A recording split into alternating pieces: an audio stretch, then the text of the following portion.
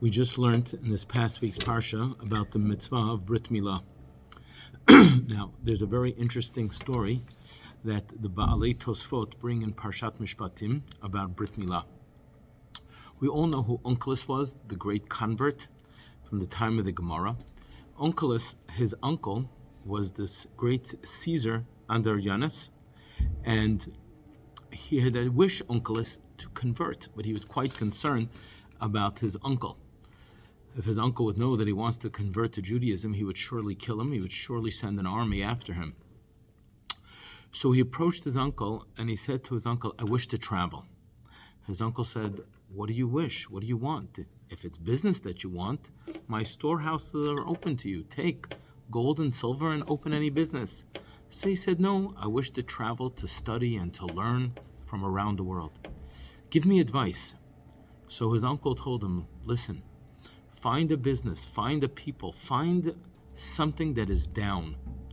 Because the way the world is, what is down today will come up tomorrow. Invest in something that is low, and with time, it'll come up." He went to Eretz Yisrael, and he went to study Torah by great Rabbanim. And they asked him, "Do you have a Brit Milah?" And he said, "No." They said, "Without a Brit Milah, Torah will not go in." He got a Brit Milah, he studied Torah. After he studied Torah, he was seen by Rabbanim, and they said to him, why is your face different? What happened?" So he said, "I've gotten a Brit Milah, and I've studied Torah." He came back home to his uncle, and his uncle said to him, the Caesar of Rome, Adrianus, "You look different. Your face looks different. What happened to you?" So he said, "Well, I studied Torah and I got a Brit Milah." His uncle said to him, "You could have studied Torah, but not with a Brit Milah. Why did you have to get the Brit Milah?" To which he responded, "There is no way to study Torah without a Brit Milah. Magid Dvorov li Yaakov, Chukav u'Mishpatav li Yisrael." The Torah is given to Yaakov. What does that mean, says the Baalei Tosfot? What that means is to those who have a Brit Milah. Now, what is the significance of having a Brit Milah, and why is Torah only given to those who have a Brit Milah? We know what is fairly well known from the Olulot Ephraim and others, that Brit Milah is an external action which removes an orla. Orla is a stopper, a blocker on the body.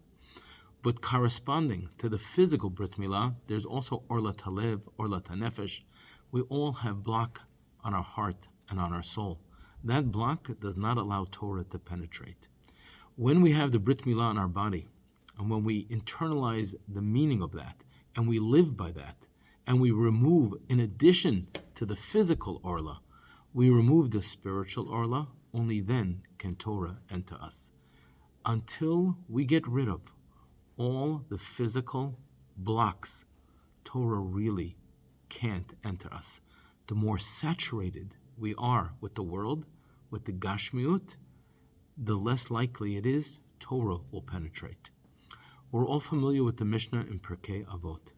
There are 48 kinyanim for Torah, 48 different traits that one should acquire in order to be able to learn Torah properly, to master Torah.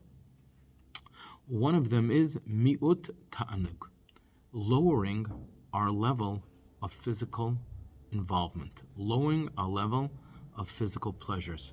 That is a necessary requirement for Torah to enter the person.